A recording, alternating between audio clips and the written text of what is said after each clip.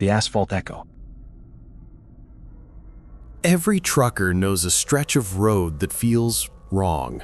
A place where the radio dies and the air gets heavy.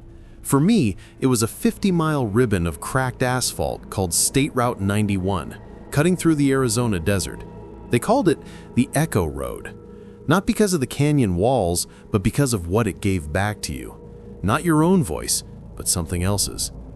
I was hauling a load of furniture from Flagstaff to Tucson, running late. The sun had bled out over the horizon an hour ago, and the desert was pitch black, the kind of dark that feels solid.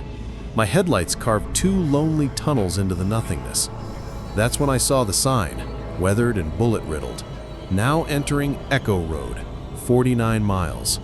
I clicked off the CB. Silence. You always drive the Echo Road in silence. The first 10 miles are always fine, just you and the hum of the tires. Then, you feel it, a change in the pressure. The steering wheel gets a little heavier. You start to notice things in your periphery, shapes keeping pace with you in the dark, just beyond the light. But you never look. That's the first rule. I was about 20 miles in when I heard it. A faint sound, like a whisper under the engine's growl. I tightened my grip on the wheel. Don't listen. It grew louder, resolving into a voice. It wasn't coming from the cab. It was coming from outside, keeping pace with my driver's side door. It was my mother's voice. She'd passed 5 years ago from cancer, and she was singing the lullaby she used to sing to me. "Hush, little baby, don't say a word."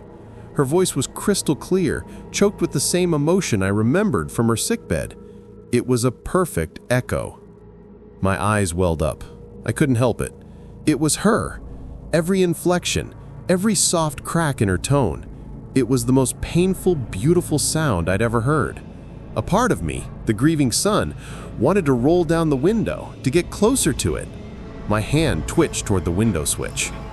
No, the rules. You never acknowledge the echo. You never stop. You never open the window. I slammed my hand back on the wheel, my heart hammering against my ribs. I pressed harder on the accelerator. The truck lurched forward, but the voice kept perfect pace. The song continued, now more pleading. "Mama's gonna buy you a mockingbird." Then it changed. The sweet melody curdled, the voice distorting, shifting into something wet and gargling, the sound of someone drowning on dry land. It was the sound she made in her final hours, the raw, desperate gasp for air that haunts my dreams. "I'm sorry, Mama. I'm so sorry." The thing outside heard me. The gasping stopped. And then it laughed. It wasn't my mother's laugh. It was something ancient and cold and deeply, profoundly wrong. It was the sound of rocks grinding together deep under the earth. "I'm not your mother," it rasped, its voice now a horrifying fusion of hers and something else. "But I remember her last breath. I tasted it on the air. Would you like to hear it again?" I screamed and floored the pedal. The massive rig shuddered, pushing past 85, 90 miles an hour. The voice outside kept pace effortlessly, now whispering other things. My father's last words to me. The secret my wife told me on our wedding day. The name of my first childhood crush. It was rifling through my memories, pulling out every cherished private moment and playing them back in that twisted, dual-toned voice. I saw the glow of the now leaving Echo Road sign up ahead. Salvation. The voice outside grew frantic, desperate. It promised me riches. It promised to bring my mother back. It screamed my name with a hatred that felt like physical heat against the glass. As I crossed the invisible county line, it stopped. Just stopped. The sudden silence was louder than any noise. I was shaking, soaked in a cold sweat. I drove for another hour before I dared to pull over. I sat there in the cab, sobbing, trying to forget the sound of that laugh. I finally opened the window to get some air. The desert night was quiet. And then, on the wind, so faint I thought I imagined it, I heard it one last time. A whisper from 100 miles away, carried on a wind that shouldn't be able to carry sound. It was my own voice, and it was screaming. The Follow Me Home. It was a '98 Ford Ranger, forest green with a rusted wheel well, my first car. I named him Gus. Me and my buddy Leo were driving back to campus after a concert in the city, a 3-hour haul down a monotonous interstate. It was 2 a.m. Leo was snoring in the passenger seat, and I was fighting the hypnotic rhythm of the dashed center line. That's when I saw the headlights behind me. Far back, but persistent. I'd change lanes, they'd change lanes. I'd speed up, they'd match my speed. I slowed down, and they slowed down, always maintaining the exact same distance. A cold knot began to form in my stomach. This wasn't a cop. This was something else. I woke Leo up. "Dude, check out this car." He rubbed his eyes, peered into the side mirror. "So, it's a car, on a road, revolutionary. It's been following us for 50 miles. Maybe they're just going the same way," he mumbled, already drifting back to sleep. But I knew. You know when you're being hunted. The prey recognizes the gaze of the predator.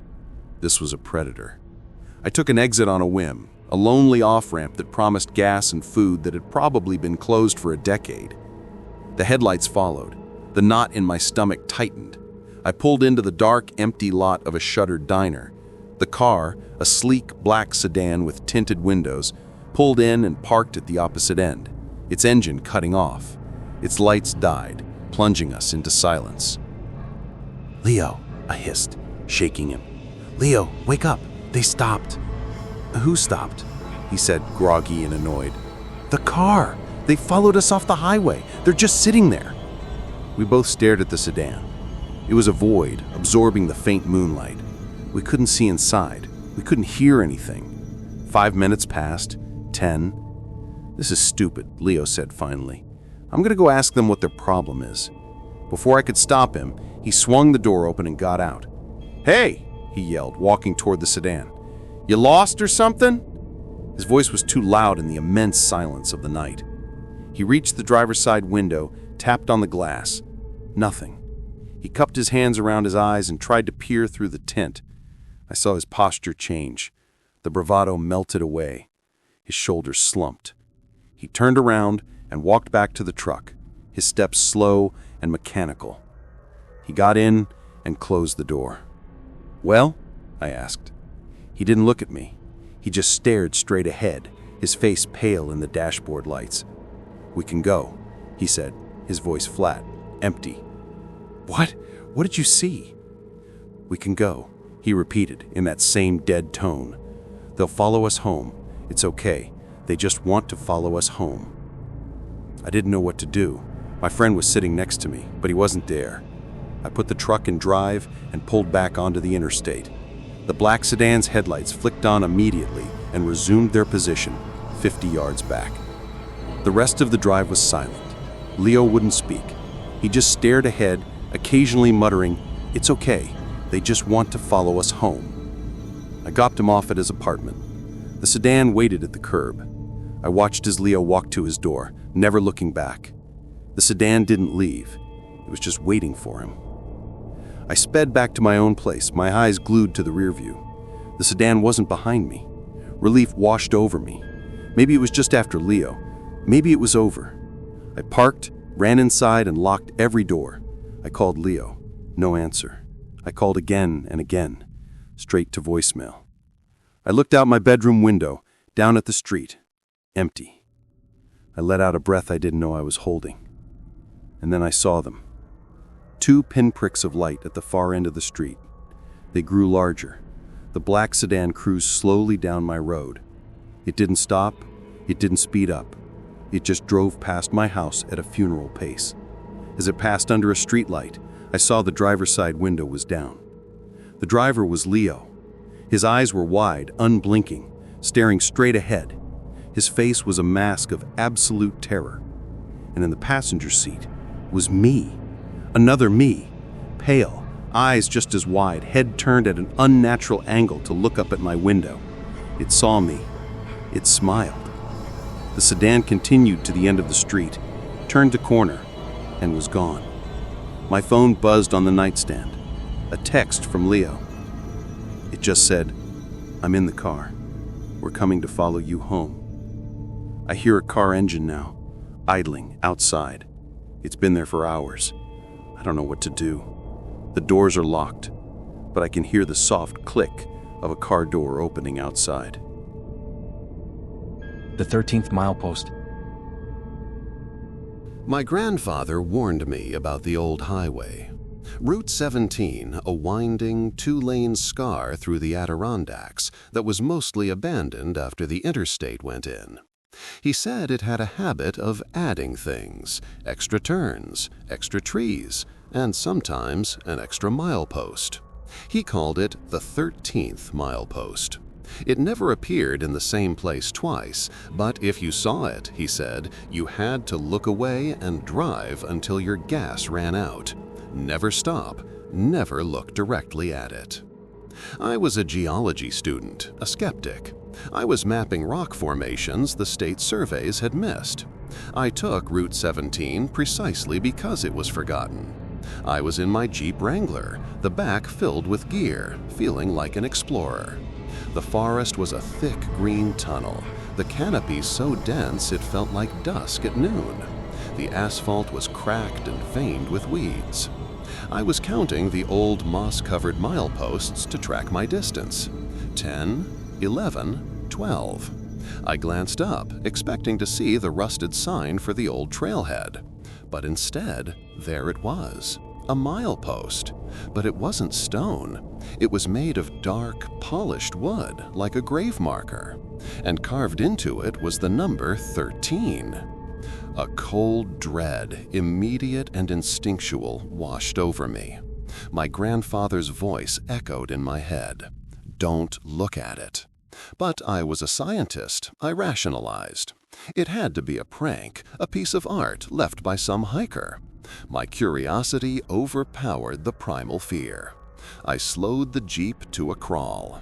I didn't just look. I stopped. I put the Jeep in park right beside it. The engine ticked as it cooled. The forest was silent.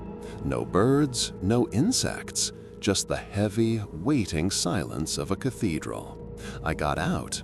The air was cold and still. I approached the milepost.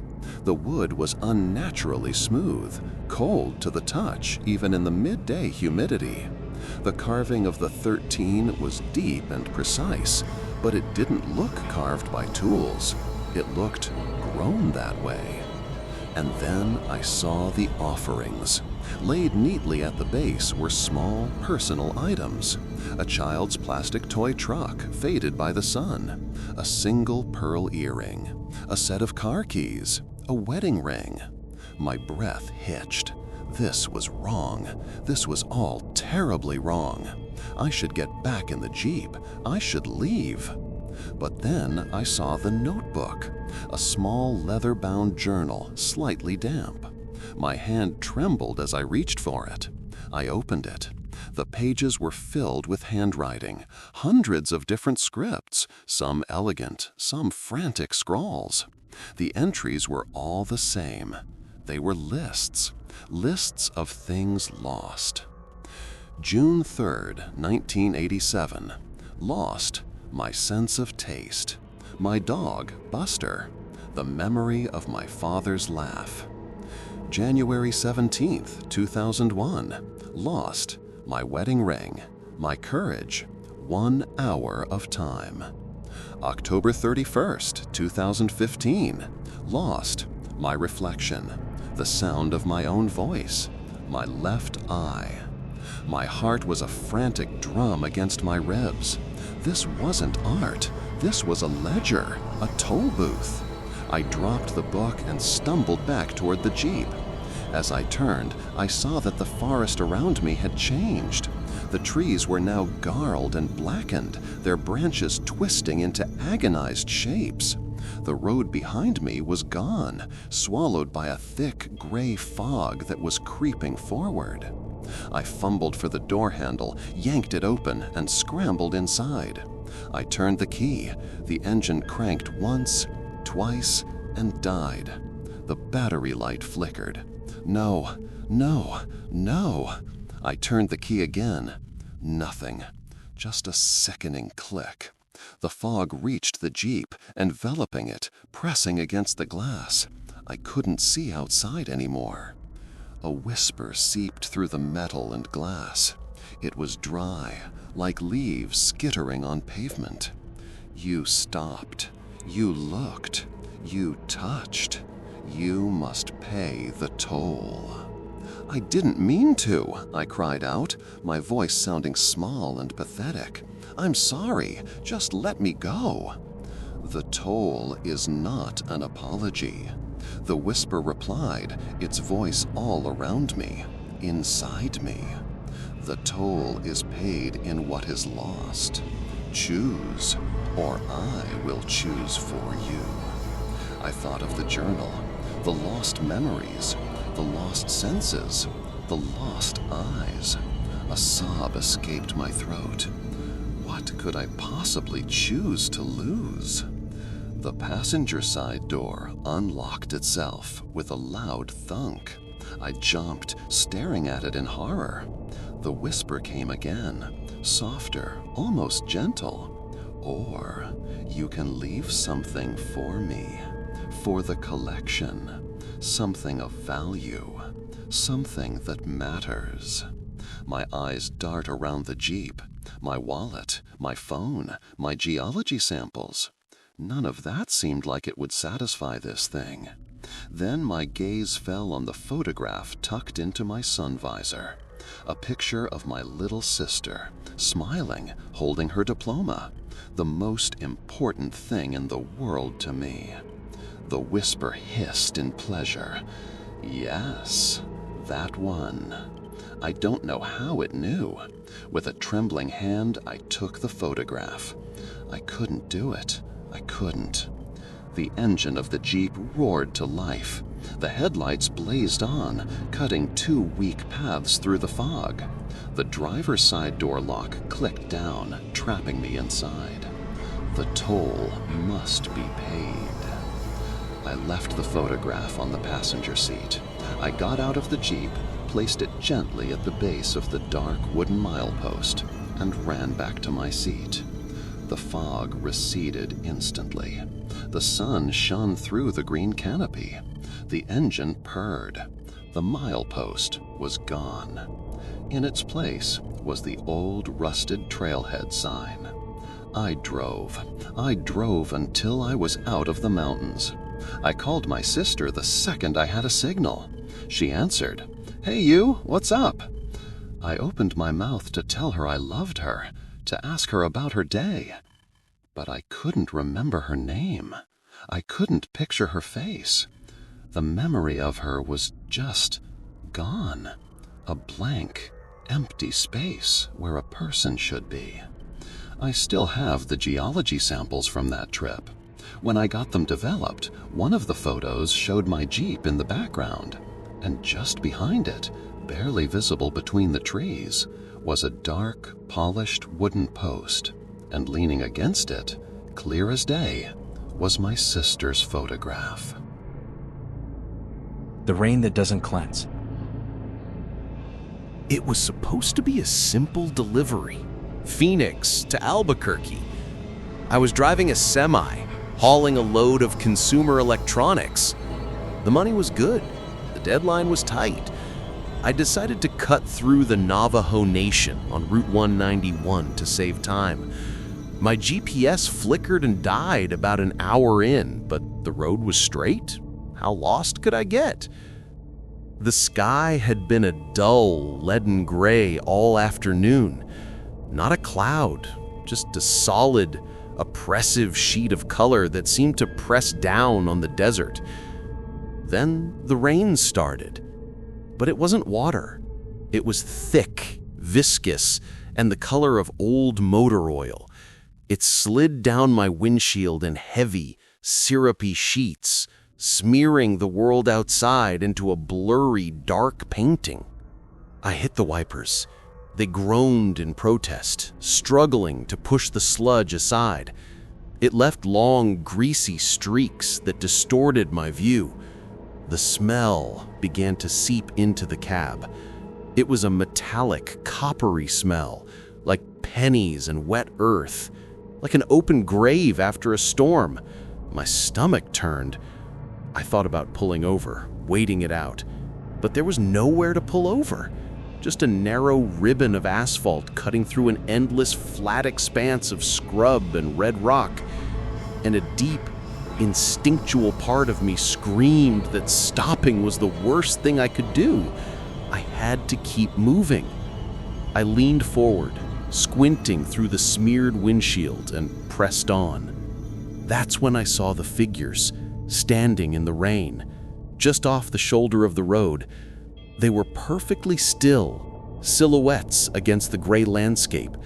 They were tall, too tall, and unnaturally thin. The black rain poured over them, outlining their slender forms, but it didn't run off. It clung to them, as if they were absorbing it. I passed the first one, then another. Their heads were featureless, smooth ovals that turned slowly to track the movement of my truck as I passed. I felt their gaze. It was a physical weight, a cold spot on my skin. My hands were slick with sweat on the steering wheel. Don't stop. Don't slow down. I muttered it like a prayer. The rain fell harder, the sludge now pounding on the roof of the cab. The wipers were losing the battle, moving slower and slower, gummed up by the thick fluid. I could barely see 10 feet in front of me. And then I saw a figure standing directly in the road, right in my lane. Arm raised, palm out. A hitchhiker. I slammed on the horn. The sound was muffled by the unnatural downpour. The figure didn't move. I couldn't swerve. The shoulder was soft sand. I'd jackknife for sure. I had no choice. I stood on the brakes. The tires locked up, but there was no screech. The truck slid silently, hydroplaning on the oily rain. I braced for impact. It never came. I came to a stop, the grill of my truck mere inches from the figure. It leaned down. The face wasn't smooth. It was covered in hundreds of tiny, dark, overlapping scales, and where a mouth should be was only a dark, vertical slit. It raised a hand and pointed at the passenger side door. The door lock clicked open.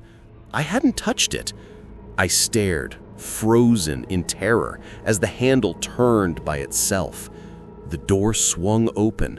The smell hit me like a wall. That same metallic, grave earth stench, but 1,000 times stronger. The figure began to climb in. It moved stiffly, its limbs cracking like dry branches. No, no, no! My mind was screaming. I looked around the cab for a weapon, anything. My eyes landed on my thermos of coffee. Not a weapon, but liquid.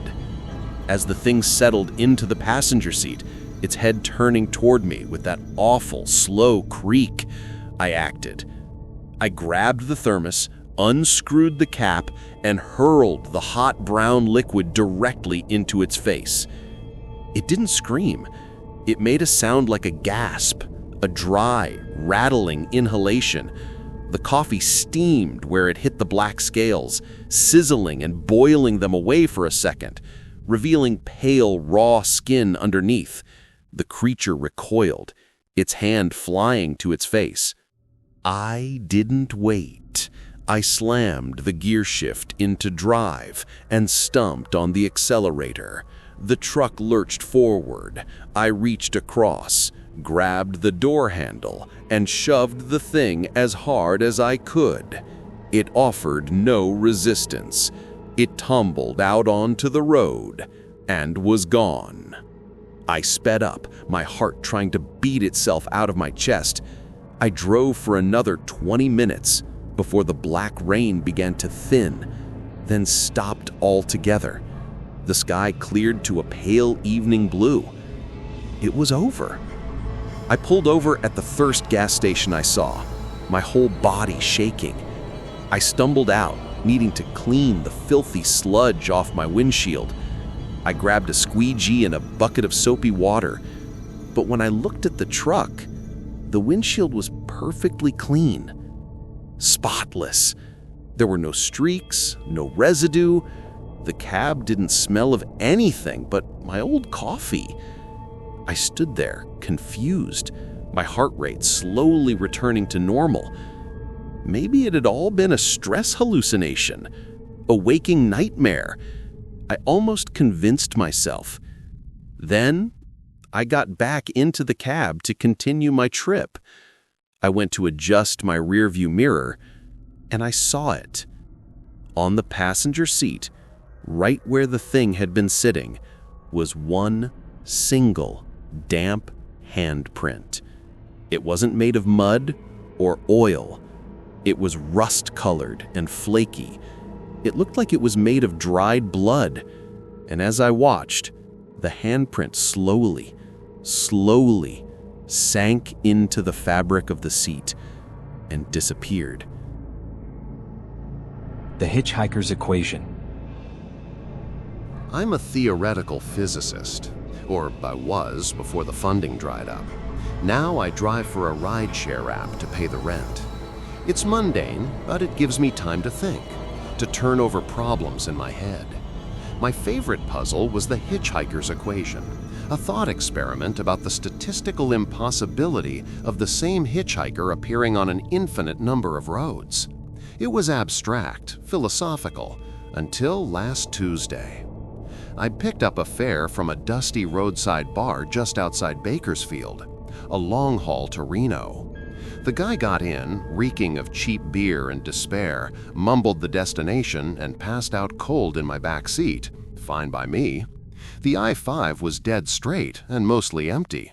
Just the hum of my EV, the sleeping passenger, and the stars. That's when I saw her. A young woman, maybe 19, standing under a broken street lamp. Her thumb was out. She wore a light blue dress, now gray with dust, and she held a small, worn suitcase. Her face was pale, her eyes wide and pleading.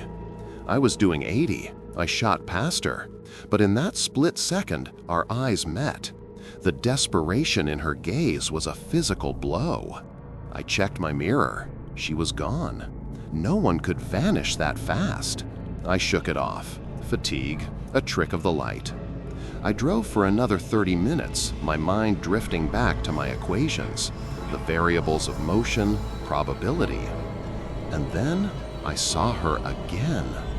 Under another lone flickering light. Same dress, same suitcase, same exact posture. The same desperate look on her face. The distance between the 2 points was impossible to cover on foot. My blood went cold. This wasn't right. The variables were all wrong. I slowed down, despite every instinct telling me to floor it. I am a man of science. I observe. I quantify. I pulled over onto the shoulder about 100 yards ahead of her. I turned in my seat, watching her in the rearview mirror. She didn't move. She just stood there, waiting. My passenger groaned in his sleep. The sound broke the spell. This is insane, I thought. I put the car in drive and pulled back onto the road. I watched her shrink in the mirror until she was gone. I drove for an hour, my knuckles white on the wheel, my eyes constantly scanning the sides of the road. Nothing. I started to relax. I'd imagined it, a waking dream. I was almost convinced when my headlights illuminated a figure ahead. Not on the shoulder. In the road. Standing directly in my lane. It was her. The suitcase was at her feet now. Her arms were limp at her sides. Her head was tilted, and she was smiling. It wasn't a pleasant smile. It was the smile of a solved equation, a completed proof. I slammed on the brakes. The electric motor whined in protest. The car slid to a halt, the front bumper just inches from her. She didn't flinch. She just stood there, smiling that terrible, knowing smile. My passenger woke up. "Why are we stopping?" he slurred. "Don't look at her," I said, my voice tight. He leaned forward, peering through the windshield. Who? The girl? Geez, give her a ride, man. She looks lost. Before I could stop him, he rolled down his window. Hey, sweetheart, you need a lift? The girl's smile widened. She took a step toward the car, then another. She moved with a strange gliding motion, as if her feet weren't quite touching the asphalt. Don't let her in, I yelled. My passenger laughed, a drunken booming sound. Relax, Professor. He reached over and unlocked the doors. The back door clicked open. The interior lights flicked on, illuminating the empty seat. The girl stood by the open door, but she didn't get in. She leaned down, bringing her face level with mine.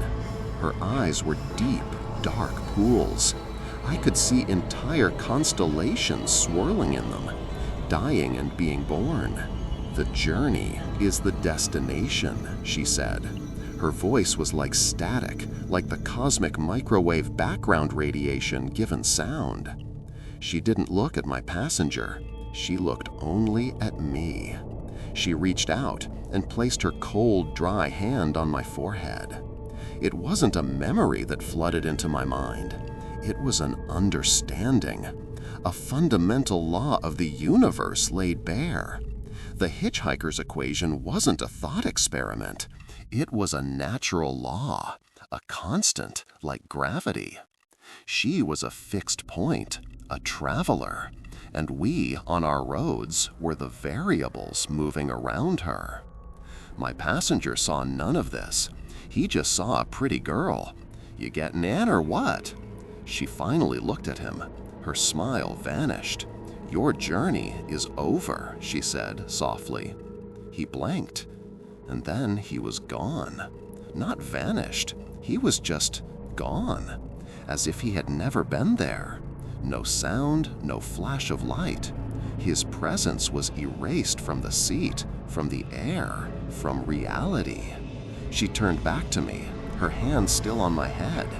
Yours continues. You saw the pattern. You sought the truth. The seeker is spared. This time. She closed the car door. The interior lights went out. I sat there, alone in the silent car, for what felt like an eternity. The equation was solved, and the solution was utterly terrifying. I finally drove away. I completed the trip to Reno. The app showed I'd never had a passenger. The fare was for me alone. I still drive. I have to. But I don't look at the roadside anymore. I don't solve equations in my head, because I know the answer now.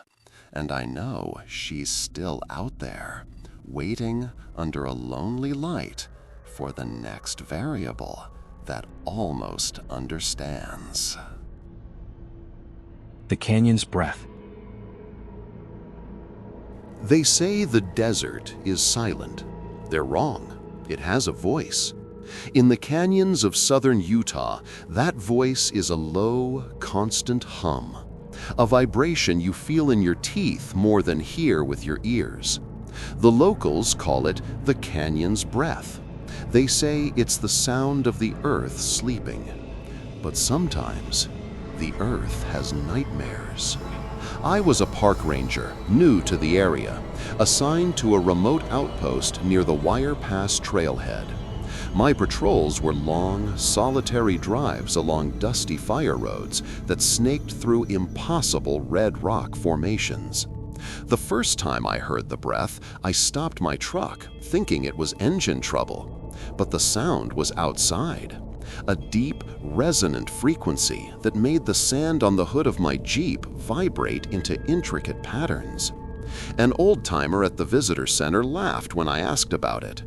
"That's just the wind getting stuck, son. Nothing to worry about, long as it doesn't change tune." For weeks, it was a constant, unchanging companion, a droning lullaby that seeped into my dreams. I grew used to it. I even found it comforting. Then, one evening, it changed. I was on the last leg of my patrol, the sun a dying ember on the horizon. The hum deepened, dropping in pitch until it was a sub-auditory rumble that churned my guts. Then it cracked, splitting into a dissonant chord. It was a sound of grinding stone and shearing metal. The Jeep shuddered. I pulled over, my heart hammering. The sound wasn't just in the air anymore. It was in my head, a psychic noise. I clutched my temples, a sharp pain blooming behind my eyes. And then I heard the words. They weren't spoken in any language I knew. They were concepts, images, emotions forced directly into my consciousness. Alone, lost, buried, waiting. The pain subsided, replaced by a profound, aching loneliness that wasn't my own. I looked out at the canyon. The towering walls of Navajo sandstone seemed to pulse in the twilight. The shadows between them didn't look like absence of light anymore. They looked like openings. The breath shifted again, becoming a mournful, drawn-out sigh.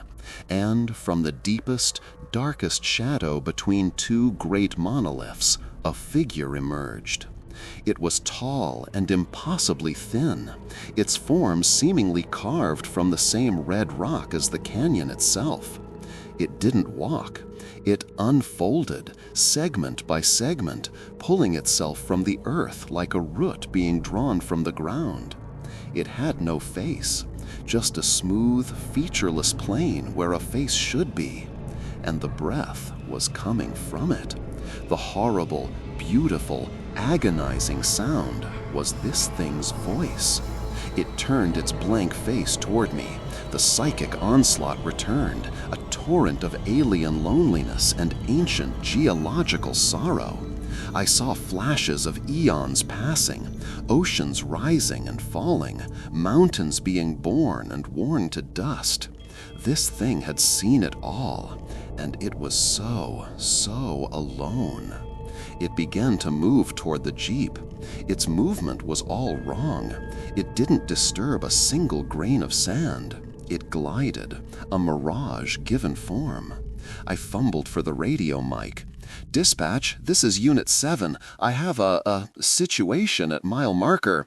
The radio exploded with static, a screeching feedback that was a tiny, pathetic imitation of the canyon's breath. The thing was closer now, maybe 50 yards away. I could feel its despair like a physical weight, pressing down on me, threatening to crush me into the earth. I threw the Jeep into drive and stomped on the accelerator. The tires spun, kicking up a plume of dust, but the Jeep didn't move. I looked down. The tires weren't spinning in sand. They were spinning in solid, unbroken red rock. The road was gone. The desert floor had sealed itself around my vehicle, trapping me. The entity was at my window. It raised a long, stony limb. A single, slender finger extended, tipped with a sharp, obsidian-like point. It didn't touch the glass. It didn't need to. The glass began to frost over, then crystallize, transforming into a sheet of delicate ruby-colored quartz. I could see it through the crystal, a distorted nightmare. The breath became a single, focused thought, drilled directly into my mind. Stay, listen, remember. I was going to be buried here. I was going to become a part of its lonely memory, fossilized in my own Jeep. My hand brushed against my water bottle on the passenger seat. A crazy, desperate idea formed. If this thing was of the earth, of the stone, I grabbed the bottle, unscrewed the cap, and with a prayer to no god I knew, I flung the water against the passenger window. The effect was instantaneous and violent. The thing recoiled as if struck by acid. A hiss like superheated rock hitting water filled the air, a new sound that fought against the breath. The psychic connection shattered, the despair lifted. Outside, the red rock that had trapped my tires receded, turning back into soft sand. I didn't wait. I slammed the gas. The Jeep shot forward. I didn't look back. I drove until the stars were bright and the horrible, beautiful breath faded back into its usual harmless hum. I filed no report. What would I say? The next day, I hiked back to that spot. The road was there, normal. But at the place where the thing emerged, the canyon wall was different. The sandstone was smooth, almost glassy, and etched into it, as if by a giant, careless finger, was the perfect, deep impression of a human form, a silhouette of waiting. The canyon's breath still hums, but now when I hear it, I don't hear a lullaby. I hear a lament. And sometimes, on the edge of hearing, I think it calls my name. Not to threaten me, but because, after tasting my mind, it remembers me. And in its eternal, lonely existence, that is a form of companionship. The Last Call on CB Channel 19. Long-haul trucking is a lonely business. Your best friends are the coffee thermos, the endless white lines, and the crackle of the CB radio. Channel 19 is the main channel, the trucker's lifeline. You hear everything on it: traffic reports, bad jokes, arguments, and the occasional cry for help. But you never, ever answer a call on the empty channel. Every trucker knows the story. Sometimes when the night is pitch black and the static washes over everything like a wave, a clear voice will break through on a dead frequency. No identifier, just a call sign. They say if you answer, you're agreeing to take their load, and their load is never anything you want. I was driving I-80 through Wyoming in a blizzard so thick my world had shrunk to the 10 feet of road my headlights could claw back from the white void. The CB had been silent for an hour, just the hiss of snow static. Then a voice, crystal clear, as if the speaker was right in the cab with me. "Breaker, breaker, any eastbound cowboy, come on." The voice was calm, professional, a old-school driver. My hand hovered over the mic. It was on Channel 19, but it shouldn't have been that clear, not in this storm. The call came again. "Looking for a cover wagon, eastbound. I'm all weighed out, need a pilot through this white stuff." It was a common request, a truck needing another to lead the way in low visibility. My thumb found the talk button. I was about to key the mic when I saw it. His call sign. "This is Phantom 309, looking for a friend." My blood froze. Phantom 309, the ghost truck. A story every rookie hears. A rig that vanished in a storm decades ago. Its driver still looking for a way home. I pulled my hand back like the mic was red hot. "Don't answer, never answer." The voice came again, a note of desperation creeping in. "Come on now, partner, don't leave a man out here in the cold. Just a few miles, I'll follow your taillights."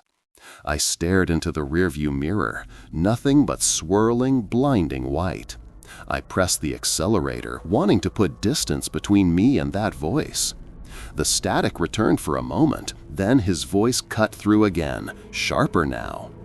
"I see you, son. Peterbilt 379, green sleeper, Montana plates. You're doing about 45. You can hear me. Why won't you talk to me?"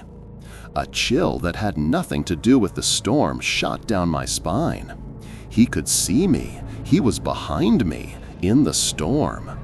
I jammed my foot on the brake, skidding slightly. I stared into the mirror, my heart pounding. Nothing. Then, 2 pinpricks of light emerged from the white gloom behind me. They grew rapidly into the twin orbs of a semi's headlights. He was right on my bumper. No running lights, no marker lights, just 2 eyes in the storm. My CB screeched to life again. "That's better. Now let's ride, partner. You lead, I'll push you along." I accelerated, so did he. I swerved slightly to test him. He mirrored my move perfectly, staying locked on my tail. The wind howled. I was pushing 60, too fast for the conditions, but sheer terror was my co-pilot. I couldn't see anything but the road directly in front of me and his lights burning in my mirrors. Faster, the voice whispered over the radio, no longer using the mic protocol. It was intimate, invasive. They're almost here. Who's almost here? My mind screamed. I glanced at the mirror again. The headlights were closer, and they weren't yellow anymore. They were a sickly pale green. They're always following, the voice sighed, now sounding tired, ancient. I can't outrun them alone. I need your rig. I need your heat. I need your life, just for a little while. The green lights began to pulse rhythmically. With every pulse, a wave of dizziness washed over me. I felt weak, cold. It was sucking the warmth from my cab, the energy from my body. My eyelids grew heavy. The heater was on full blast, but I was shivering. This was how it happened. This was how you became the next phantom. You didn't answer. You just got caught. With the last of my strength, I did the only thing I could think of. I grabbed the CB mic, but I didn't key it for my own voice. I held down the talk button and shoved it against the dashboard speaker, right next to my squawking weather radio. A blast of chaotic static, emergency broadcast tones, and a frantic meteorologist forecasting the storm screamed over Channel 19. The effect was immediate. The green lights flared bright, then vanished. The pressure in the cab lifted. The warmth returned. In my rearview mirror, there was only blackness and snow. I drove the rest of the night in total silence. The CB powered completely off. At dawn, as the storm broke, I pulled into a truck stop. My rig was covered in ice, but on the passenger side of the windshield, clear as day, was a single greasy handprint. And etched into the frost on my driver's side mirror were 3 words: "Next time, partner." I don't drive in blizzards anymore, and I never, ever turn on my CB. The guardrail variations. Most people see guardrails as a symbol of safety, a thin metal line between you and the abyss. After 10 years of investigating traffic accidents for the State Patrol, I've learned they're more like a scoreboard. Each scrape, each dent tells a story of a near miss or a tragedy. But on Route 550 through the San Juan Mountains of Colorado, the guardrails tell a different story, and sometimes they tell it back. We called it the Singing Road, not for any pleasant reason. When the wind whipped through the canyons just right, it would hum against the miles of perforated metal guardrails, creating an eerie, discordant symphony. Locals hated it. Tourists found it spooky. I found it a nuisance during investigations. The noise made it hard to concentrate. But last October, I heard a new variation in the song. I was called to a single vehicle rollover. A minivan had gone off the road on a sharp bend. The vehicle was totaled, but the family inside miraculously walked away with minor cuts. They were shaken, huddled in my patrol car, repeating the same bizarre story. The dad, his hands trembling, said, "The guardrail, it moved. It pushed us. It wanted us to go over." I wrote it off as shock. Trauma does funny things to the mind. I finished my report, had the van towed, and sent the family on their way. But as I was packing up my gear, the wind picked up. The guardrails began to sing. And beneath the usual metallic moan, I heard it, a whisper, a single, clear word woven into the noise. Almost. I froze, my blood turning to ice. I turned slowly, looking at the guardrail the van had struck. The metal was scarred, a long, fresh scrape along its length. I took a step closer. The wind sighed through the perforations. Next time. This wasn't wind. This was intelligent, malicious. I reached out against every instinct and placed my gloved hand on the cold, vibrating metal. The world didn't dissolve. Instead, a flood of sensations hit me. Not images, feelings. The stomach-dropping lurch of a loss of control. The heart-pounding thrill of a near miss. The crushing finality of impact. The guardrail wasn't just metal, it was a sponge. It had absorbed the emotional energy of every accident, every close call that had ever happened along its length. And it was hungry for more. I pulled my hand back, stumbling away. The singing grew louder, more aggressive. The whispers became a chorus. Stay, play, pay. The metal posts seemed to vibrate, the bolts groaning in their concrete moorings. I saw it then, a slight shimmer in the air around the rail, a heat haze distortion. It was leaning, ever so slightly, curving inward toward the road. A logging truck came around the bend, heading downhill, its load heavy. The driver was fighting the grade, his jake brake roaring. The guardrail's song shifted into a high, keening whine of anticipation. I watched horrified as the shimmering distortion intensified.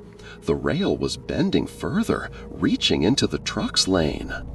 I acted without thinking. I ran to my patrol car, flipped on the lights and sirens, and accelerated, pulling alongside the truck. I blasted my horn and pointed frantically toward the center of the road. The driver, confused and startled, jerked his wheel away from the edge. His trailer missed the warping guardrail by inches. As he passed, the rail snapped back to its true position with a sound like a giant guitar string being plucked. The force of the rebound sent a vibration through the asphalt I could feel in my teeth. The singing stopped. The wind died down. The road was silent again. The logging truck continued on, its driver none the wiser to the fate he'd just avoided. I got out of my car, my legs weak. I approached the guardrail once more. I couldn't hear it anymore, but I could feel it. A sullen, angry presence.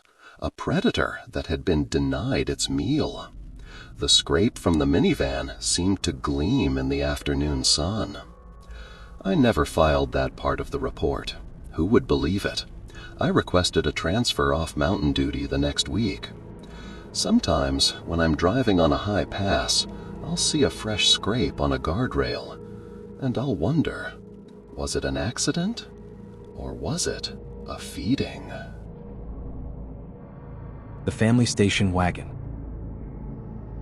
The 1989 Ford Country Squire was a tank. Wood paneling, faux leather interior, and a smell of old cigarettes and spilled soda that no amount of cleaning could erase. We called it the Adventure Wagon. Every summer, my parents would pack my sister and me into its cavernous back seat, and we'd drive from our home in Ohio to see our grandparents in Nebraska. It was a ritual, a boring, sweaty 12-hour ritual, until the summer of '99.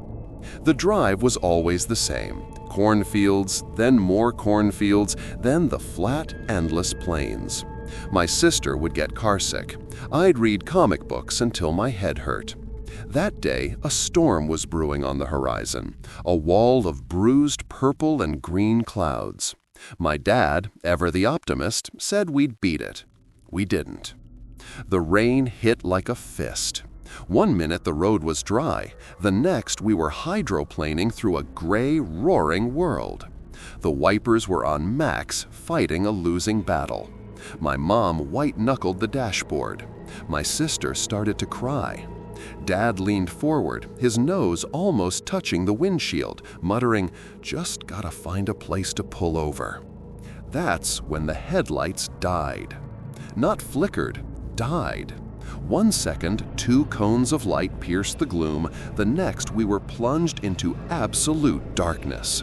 The only light was the frantic green glow of the dashboard dials. My dad swore, fumbling for the switch. Nothing. "Must be the relay," he yelled over the storm. "I just fixed the damn thing." He guided the massive car onto the shoulder, the tires crunching on gravel. "Everyone stay put," he said, grabbing a flashlight from the glove compartment. "I'll be 2 minutes." He vanished into the torrential rain. We sat in silence, listening to the rain hammer the roof.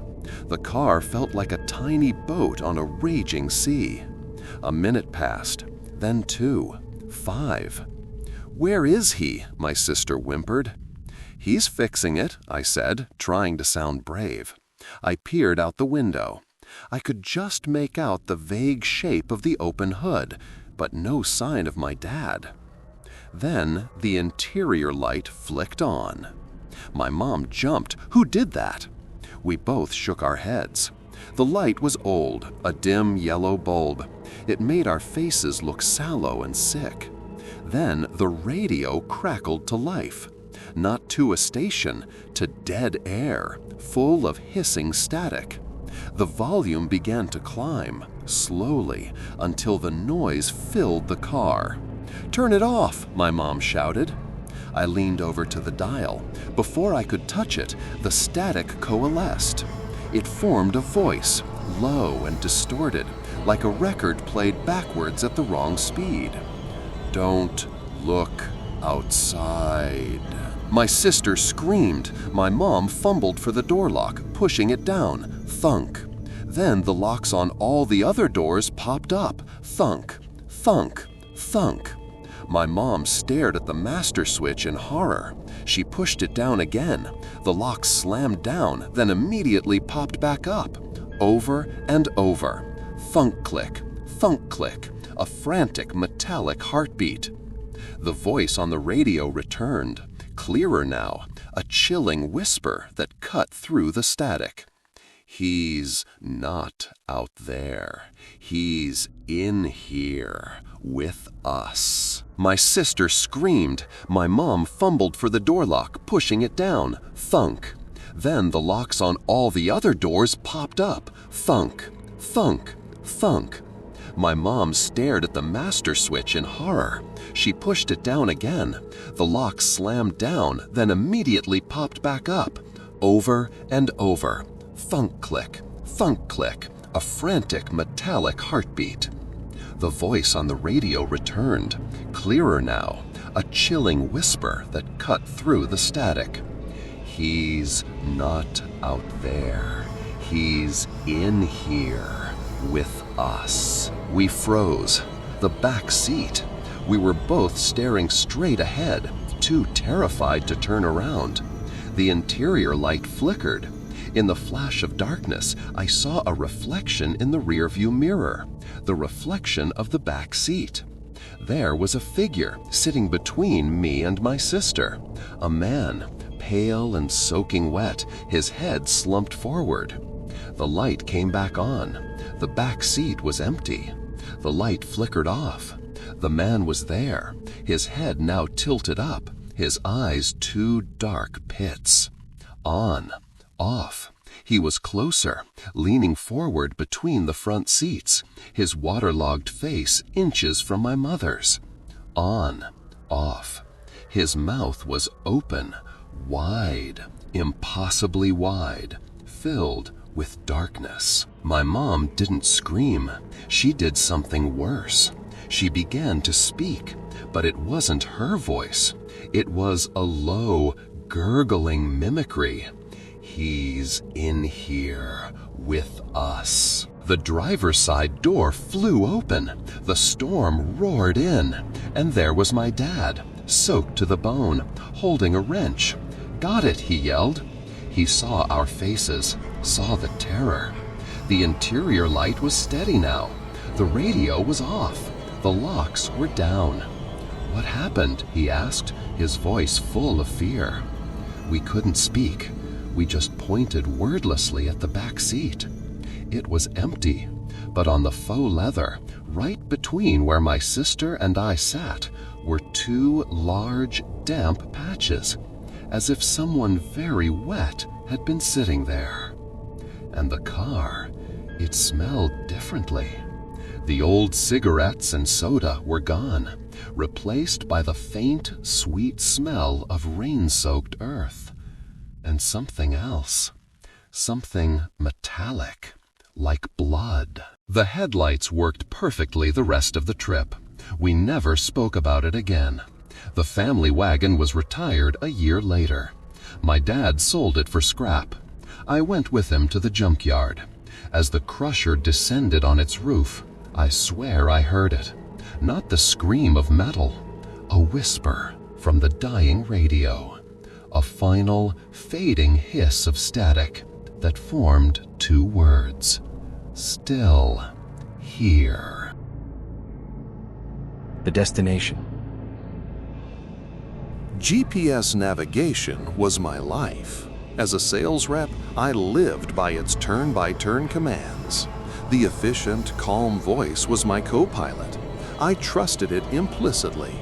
It always found the fastest route, shaving minutes, then hours off my trips. I never questioned it, not even when it told me to exit the well-lit interstate onto a road called Black Spire Pike.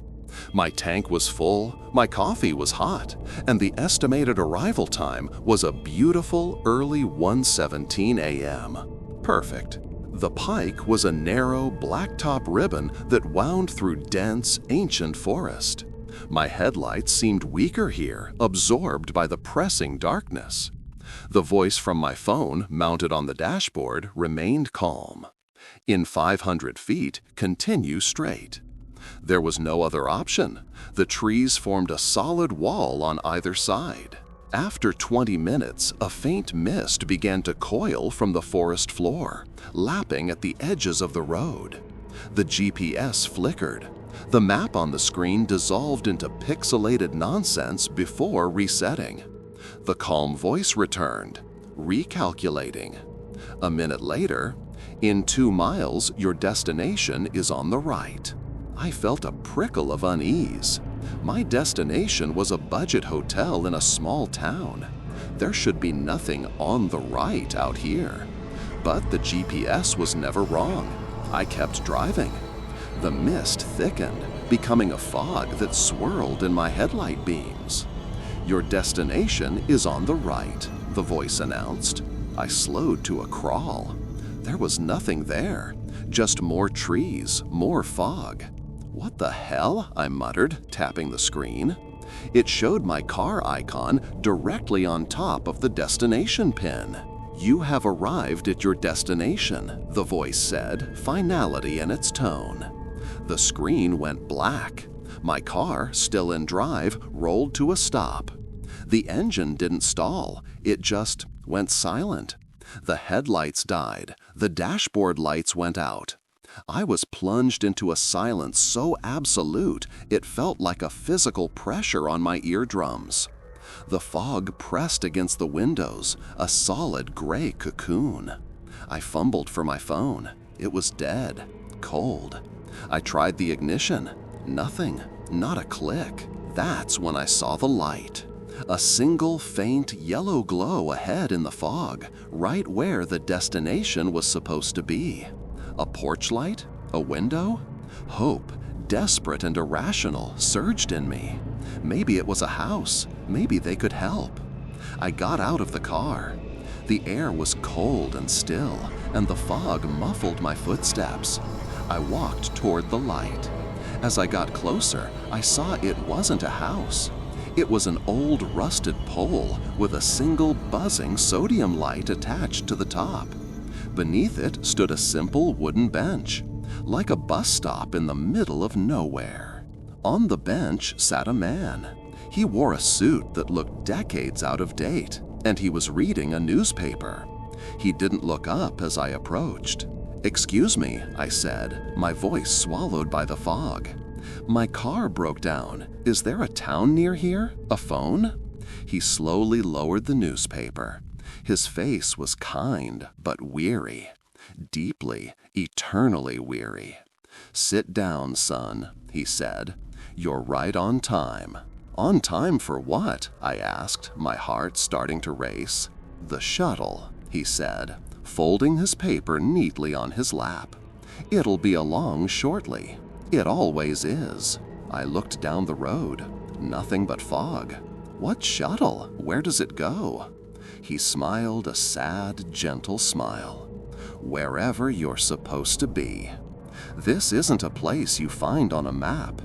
It's a place you earn through absolute, unquestioning reliance. You gave up your own sense of direction. You surrendered your will to a machine. So the machine brought you to the terminal for all lost things. I heard it then, a low rumble in the distance, the sound of a large vehicle approaching. A light, far brighter than my headlights, pierced the fog, growing rapidly closer. Last chance, the old man said softly. The car will start now if you run, but you have to choose your own way from now on. No more maps, no more voices telling you where to turn. The rumble grew louder. I could see the outline of a large, boxy shuttle bus, its front grille like a grinning metal face. Its single headlight was blinding. I ran. I didn't look back. I stumbled through the fog, found my car, and wrenched the door open. I turned the key. The engine roared to life. The headlights blazed. I threw it into drive and spun the wheel, executing a frantic three-point turn on the narrow road, my tires screeching on the asphalt. I drove. I didn't care about direction. I just drove away from that light, that bench, that rumble. I drove until the fog thinned and the trees receded, and I saw the distant interstate. I never use GPS anymore. I buy paper maps. I get lost, sometimes on purpose. I'd rather be lost forever than ever arrive at a destination I didn't choose for myself. But sometimes, late at night, when I'm on a long, empty road, my phone will light up by itself. The screen will show that familiar mapping app, and a calm and efficient voice will whisper from the speaker just one word: recalculating. Did you enjoy today's stories? Don't forget to like and subscribe to our channel for more stories like this. If you've made it this far, leave horripilent in the comments so I know you watched the video all the way through. See you in the next video.